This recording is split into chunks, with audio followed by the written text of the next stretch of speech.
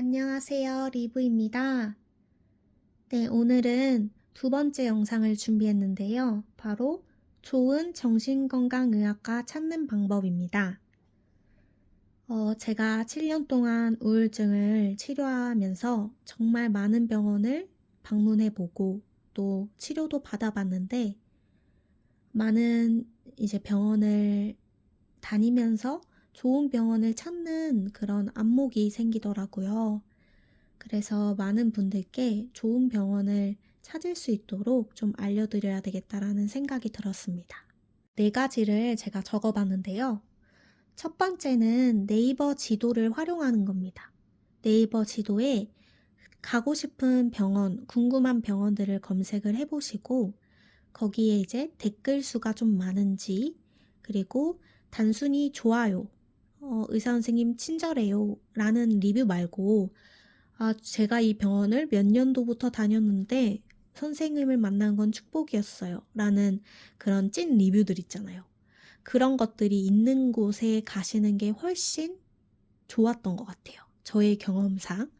그리고 소개 확인은 이제 네이버 리뷰를 좀 확인해 보면 병원에서 소개 글을 좀 써놓으세요. 예를 들어서 여기 병원에 보시면 정보 더보기라는 게 있는데 이거를 누르면 이제 소개 이렇게 하면서 다양한 글을 이제 적어 주시거든요. 이제 소개 같은 거를 봤을 때 좀 정말 진실성 있게 의사 선생님들께서 적어 놓는 경우들이 저는 오히려 좀 진실된 의사분들을 많이 만났던 것 같아요. 그래서 이왕이면 찐 리뷰가 많고 댓글 수가 좀 많고 소개에도 좀 진실된 글이 있는 병원을 고르시는 게 가장 저는 좋았던 것 같습니다. 두 번째는 전화 상담입니다. 이 전화 상담은 저는 정말 좀 필요한 것 같아요. 왜냐하면 아무리 좋은 의사 선생을 만나도 데스크 직원분들을 통해서 상처받는 경우도 많이 있거든요. 그래서 전화를 미리 걸어보는 거예요.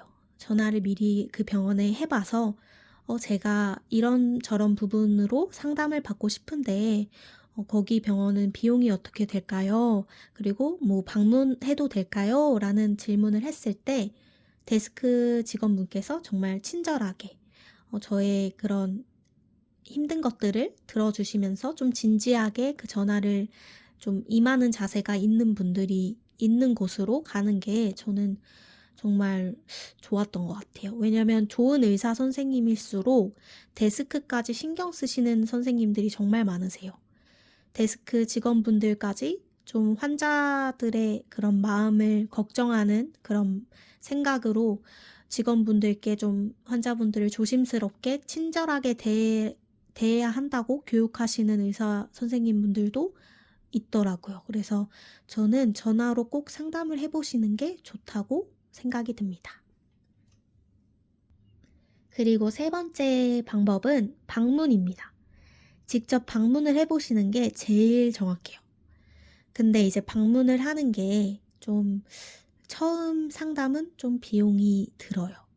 왜냐하면 우리가 정형외과를 가면 항상 엑스레이부터 찍어보자고 하잖아요.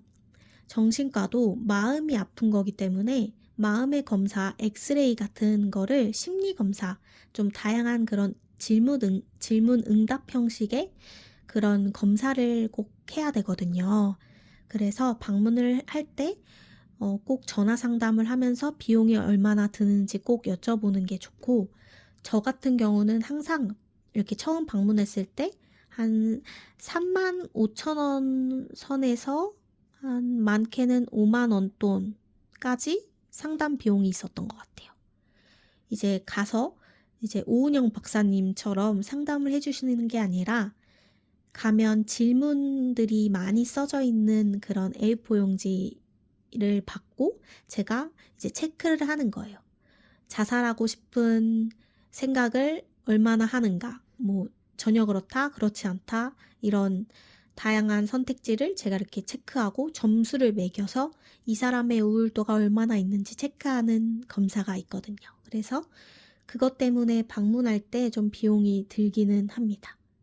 하지만 이 병원이 나한테 정말 맞는지 안 맞는지 확인하기 위해서는 꼭 방문했을 때 검사가 필요하다라고 말씀드리고 싶습니다. 그리고 마지막으로 제가 주의사항을 말씀드릴 건데 이건 지극히 개인적인 견해입니다. 일단은 성인분들은 이제 아동 전문 심리상담 센터에 가시면 안 된다고 저는 생각이 들어요.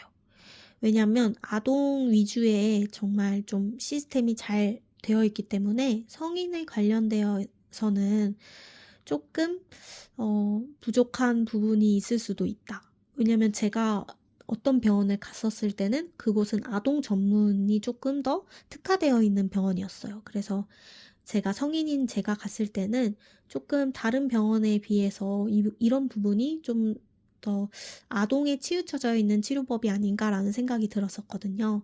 그래서 아동 전문은 좀 피하는 게 성인분들은 좋다라고 생각이 들고, 그 다음에 또 나이가 좀 많으신 의사 선생님은 좀 저는 피하는 게 낫다고 생각이 들어요. 물론 이거는 당연히 의사 선생님 분들의 역량에 따라 다 다르지만 저 같은 경우는 나이가 많으신 분들께 상담을 받았을 때 굉장히 좀 아날로그 느낌을 많이 받았고, 그리고 좀 약물의 종류들이 좀 옛날 것들이 많았어요. 최신에 나오는 약물들은 부작용도 많이 없고 좀 도움을 좀 많이 주는 약물들도 정말 많은데 좀 예전 것들에 머물러 있는 것들을 좀 많이 느끼면서 나이가 좀 젊으신 정신과 선생님을 찾는 게 좀 좋지 않을까라는 생각을 했습니다. 그리고 네, 제가 이 정도까지만 설명을 드릴 수 있을 것 같아요. 여러분도 좋은 정신과를 좀 찾으셔서 지금 가지고 있는 고민들이나 아픔들을 조금 해소할 수 있는 기회가 되셨으면 좋겠습니다. 지금까지 시청해주셔서 감사합니다.